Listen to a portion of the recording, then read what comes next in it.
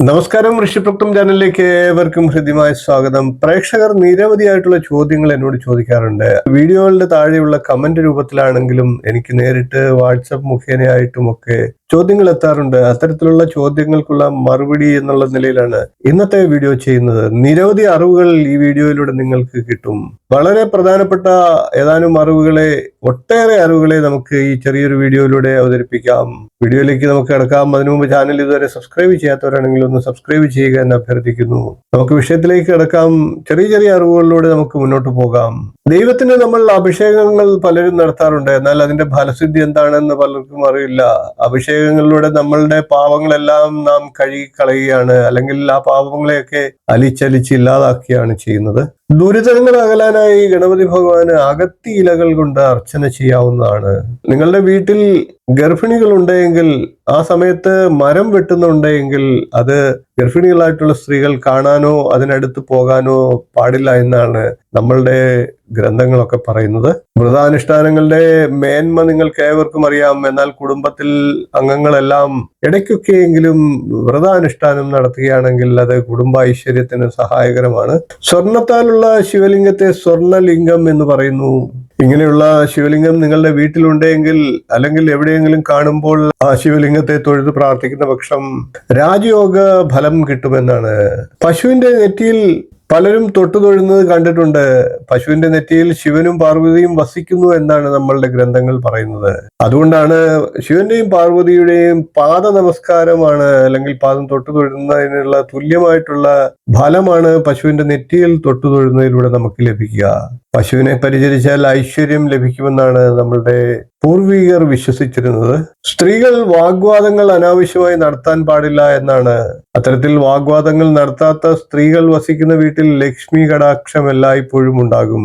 ഗണപതിക്ക് ഉടച്ച നാളികേരത്തിന്റെ നുറുക്ക് കുട്ടികൾക്ക് കഴിക്കാൻ കൊടുക്കുന്നത് നല്ല ഒരു ഫലമായിട്ടാണ് കാണുന്നത്. ആ കുട്ടികൾക്ക് ഗണപതി ഭഗവാന്റെ അനുഗ്രഹം ഉണ്ടാകും. പലരും വെറ്റിലക്കുടി വീട്ടിൽ വളർത്താമോ എന്ന് ചോദിക്കാറുണ്ട്. ഇത് വീട്ടിൽ വളർത്തുന്ന ഐശ്വര്യദായകമാണ് എന്നാണ് നമ്മളുടെ ഗ്രന്ഥങ്ങൾ പറയുന്നത്. സമ്പത്ത് വർദ്ധിക്കുന്നതിന് ഇത് സഹായിക്കും. വെറ്റില ചവച്ചു നിന്നാൽ ദഹനവും സുഗമമാകും എന്നാണ് നമ്മളുടെ പൂർവികർ പറഞ്ഞിരുന്നത്. ഇനി നമുക്ക് മറ്റൊരു അറിവ് പങ്കുവെക്കാം. മഹാവിഷ്ണുവിന്റെ അംശമായിട്ടാണ് നെല്ലിമരത്തെ കാണുന്നത്. അതുകൊണ്ട് തന്നെയാണ് ഇതിന് ഹരിഫലം എന്ന് പറയുന്നത്. അതുകൊണ്ട് തന്നെ നമ്മുടെ ഗൃഹത്തിൽ നെല്ലിമരം വളർത്തിയാൽ ലക്ഷ്മി കടാക്ഷം ആ ഗ്രഹത്തിൽ ഉണ്ടാകുമെന്നാണ്. നെല്ലിക്ക കഴിക്കുന്നവർക്കും ആരോഗ്യവും പുണ്യവും ലഭിക്കുമെന്നാണ്. അതേപോലെ തന്നെ അതിവിശേഷമായ മറ്റൊരു കാര്യം, നെല്ലിമരത്തിന്റെ നിഴലിൽ ഇരുത്തി അന്നദാനം നടത്തുന്നത് പുണ്യം ലഭിക്കുന്നതിന് സഹായിക്കുമെന്നാണ്. ഏകാദശി ദിവസം വ്രതമനുഷ്ഠിക്കുന്ന ദിവസം അടുത്ത ദിവസമായിട്ടുള്ള ദ്വാദശിയിൽ നെല്ലിക്ക ആഹാരത്തിൽ ഉൾപ്പെടുത്തി കഴിക്കുന്നത് പതിവാണ്. ഇത് മഹാവിഷ്ണുവിന്റെ അനുഗ്രഹത്തിനും ലക്ഷ്മി കടാക്ഷത്തിനും ഒരുപോലെ പാത്രീഭൂതരാകുന്നതിന് ആ വ്യക്തികളെ സഹായിക്കുമെന്നാണ് പറയുന്നത്. ഇനി നമുക്ക് മറ്റൊരു അറിവ് പങ്കുവയ്ക്കാം. പല ക്ഷേത്രങ്ങളിലും ആ സ്ഥലത്തെ പ്രധാന ദേവന്മാരെ അപ്പൻ എന്ന് കൂട്ടി വിളിക്കാറുണ്ട്. വൈക്കത്തപ്പൻ, എറണാകുളത്തപ്പൻ തുടങ്ങിയ പദങ്ങളൊക്കെ അങ്ങനെ വന്നിട്ടുള്ളതാണ്. എന്തിനാണ് ഇങ്ങനെ വിളിക്കുന്നത് എന്ന് എന്നോട് പലരും സംശയമായി ചോദിച്ചിട്ടുണ്ട്. അപ്പൻ എന്ന വാക്കിന് ദേവൻ എന്നും സംരക്ഷകൻ എന്നുമാണ് അർത്ഥം. ഇതേ അർത്ഥത്തിൽ തന്നെ തമിഴിലും തെലുങ്കിലും കന്നഡയിലും ഒക്കെ ഈ വാക്ക് പ്രയോഗിക്കാറുമുണ്ട്. അച്ഛൻ, പിതാവ് എന്നിങ്ങനെയൊക്കെയാണ് നമ്മളുടെ ഈ വാക്കിന്റെ അർത്ഥം. അതാത് തട്ടകങ്ങൾ കാത്തു സൂക്ഷിക്കുന്നവരെയാണ് അച്ഛൻ, അപ്പൻ എന്നിങ്ങനെയൊക്കെയുള്ള വാക്കുകളോടെ നാം പ്രതിനിധീകരിക്കുന്നത്. അതാത് തട്ടകങ്ങളൊക്കെ അതായത് സ്ഥലങ്ങളൊക്കെ രക്ഷിക്കുന്നവരാണ് ദേവൻ. അതിനാലാണ് ഗുരുവായൂരപ്പൻ, വൈക്കത്തപ്പൻ, തിരുവഞ്ചിക്കുളത്തപ്പൻ, പെരുവനത്തപ്പൻ, എറണാകുളത്തപ്പൻ, രാമേശ്വരത്തപ്പൻ, തൃക്കടവൂരപ്പൻ, കണ്ടിയൂരപ്പൻ എന്നിങ്ങനെയൊക്കെ ദേവന്മാരെ അപ്പൻ എന്ന സംബോധനയാൽ നാം പറയുന്നത്. ഇനി അതിപ്രധാനപ്പെട്ട മറ്റൊരു അറിവ് നമുക്ക് പങ്കുവെക്കാം. അർക്കവ്രതത്തെ കുറിച്ച് എന്താണ് എന്നുള്ളത് ചിലർ ചോദിച്ചിട്ടുണ്ട്. സർവജീവസ്വരൂപനാണ് ആദിത്യൻ. ആദിത്യപ്രീതിക്കായി ഞായറാഴ്ച തോറും നടത്തുന്ന വ്രതത്തെയാണ് അർക്കവ്രതം എന്ന് പറയുന്നത്. സൂര്യോദയത്തിന് മുമ്പ് കുളി കഴിഞ്ഞ് നിത്യധർമ്മങ്ങൾക്ക് ശേഷം ഗായത്രി ജപിച്ചുകൊണ്ട് സൂര്യഭഗവാനെ ഉപാസിക്കുന്നതാണ് അർക്കവ്രതം. മൗനമായിട്ട് മന്ത്രജപം നടത്തുന്നതാണ് നല്ലത്. ഗായത്രി മന്ത്രത്തോടൊപ്പം അല്ലെങ്കിൽ ഗായത്രി മന്ത്രത്തിന് പകരമായി മറ്റ് സൂര്യസ്തോത്രങ്ങളും ജപിക്കാവുന്നതാണ്. സൂര്യാസ്തമയം വരെ തുടർച്ചയായിട്ട് ഈ മന്ത്രം ജപം മൗനമായി ജപിക്കുന്നത് വളരെയേറെ ഫലപ്രദമാണ്. പകൽ ഒരു നേരം മാത്രമേ ഭക്ഷണം കഴിക്കാവുള്ളൂ. സൂര്യാസ്തമയത്തിന് ശേഷം അടുത്ത സൂര്യോദയം വരെ ഉപവാസവും ഉണ്ടാകണം. അങ്ങനെ വ്രതം നോക്കുന്ന വ്യക്തികളിൽ ധാർമ്മികമായിട്ടുള്ള ചിന്തയാണ് ഉണ്ടാകേണ്ടത്. സർവപാപ പരിഹാരമാണ് അർക്കവ്രതം. ധനസമ്പാദനത്തിനും ഐശ്വര്യം ലഭിക്കുന്നതിനും അത് തലമുറകളോളം നിലനിൽക്കുന്നതിനുമൊക്കെ സഹായകരമാണ് അർക്കവ്രതം. ഇതെല്ലാം അനുഭവസ്ഥരുടെ അനുഭവ സാക്ഷ്യം കൂടിയാണ്. ചില വ്യക്തികൾ വീട്ടിൽ ദൈവങ്ങൾക്ക് അഭിഷേകം നടത്താമോ എന്നൊക്കെ ചോദിക്കാറുണ്ട്. അതെങ്ങനെയാണ് എന്നൊക്കെയാണ് ഇന്നത്തെ വീഡിയോയിൽ പ്രതിപാദിക്കുന്നത്. വെള്ളം, പാൽ, സുഗന്ധദ്രവ്യങ്ങൾ എന്നിവ കൊണ്ട് നമുക്ക് തന്നെ വീട്ടിൽ ദൈവങ്ങൾക്ക് അഭിഷേകം നടത്താവുന്നതാണ്. ക്ഷേത്രത്തിൽ ഇപ്രകാരം വഴിപാടുകൾ നടത്താവുന്നതാണ്. അതിന് സാധിക്കാത്തവർക്ക് നിത്യം നമ്മുടെ ഗൃഹത്തിലും ഇത്തരത്തിൽ അഭിഷേകം നടത്താവുന്നതാണ്. വിഗ്രഹത്തിൽ വെള്ളമൊഴിച്ച് ശുദ്ധമാക്കിയതിനു ശേഷം ആ വിഗ്രഹത്തെ വസ്ത്രം ധരിപ്പിക്കുക.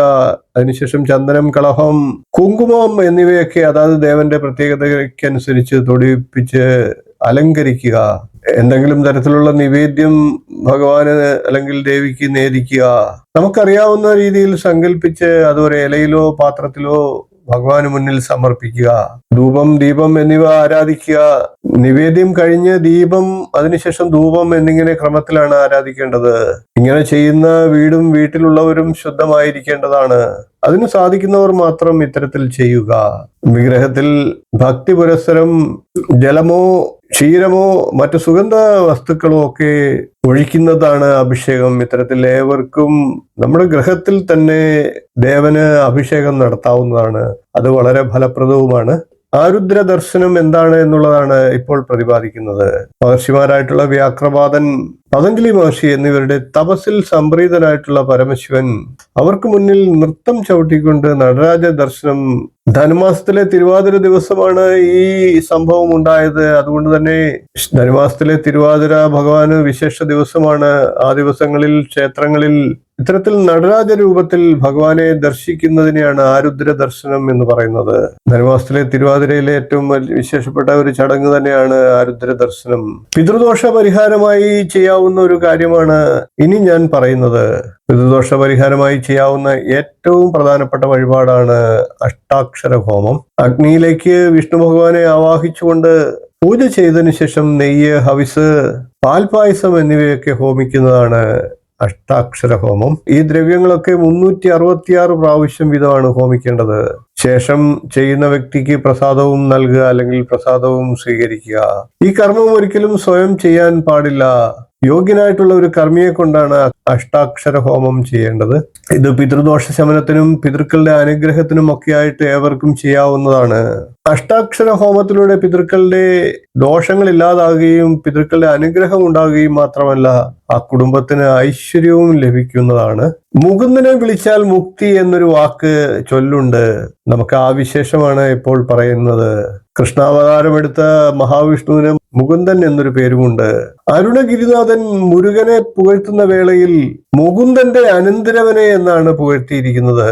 മുകുന്ദന്റെ അനന്തരവനായിട്ടാണ് മുരുകനെ അരുണഗിരിനാഥൻ പുകഴ്ത്തിയത് എന്നർത്ഥം. അതായത് മഹാവിഷ്ണുവിന്റെ സഹോദരി പുത്രൻ എന്നുള്ള നിലയിൽ മുകുന്ദൻ എന്ന പേരിലെ മു എന്ന അക്ഷരം മുക്തിയേകുന്നത് എന്നാണ്. കു എന്ന അക്ഷരം ലൗകിക സുഖങ്ങളേകുന്നവൻ എന്നും പൊരുളുണ്ട്. മഹാവിഷ്ണുവിനെ പ്രാർത്ഥിക്കുമ്പോൾ മുകുന്ദ മുകുന്ദ എന്ന് വിളിച്ചുകൊണ്ട് പ്രാർത്ഥിച്ചാൽ ആ വ്യക്തിക്ക് സന്തുഷ്ടമായിട്ടുള്ള ജീവിതം ഉണ്ടാകുമെന്നാണ്. ആ വ്യക്തിയുടെ ജീവിതാവസാനം മുക്തിയും ലഭിക്കുമെന്നാണ് വിശ്വസിക്കുന്നത്. അതുകൊണ്ടാണ് മുകുന്ദനെ വിളിച്ചാൽ മുക്തി എന്നൊരു പ്രയോഗം തന്നെ വന്നത്. ഒട്ടേറെ അറിവുകൾ നിങ്ങൾക്കായിട്ട് ഈ വീഡിയോയിലൂടെ പറഞ്ഞിട്ടുണ്ട്. വീഡിയോ ഇഷ്ടപ്പെട്ടുവെങ്കിൽ ഒന്ന് ലൈക്ക് ചെയ്യുക, ഷെയർ ചെയ്യുക, ചാനൽ ഒന്ന് സബ്സ്ക്രൈബ് ചെയ്യുക, നിങ്ങളുടെ അഭിപ്രായം കമന്റായിട്ട് അറിയിക്കുക. ഇനിയും ഇതുപോലുള്ള നല്ല നല്ല അറിവുകളുമായി നമുക്ക് വീണ്ടും കാണാം. നന്ദി, നമസ്കാരം, ശുഭദിനം.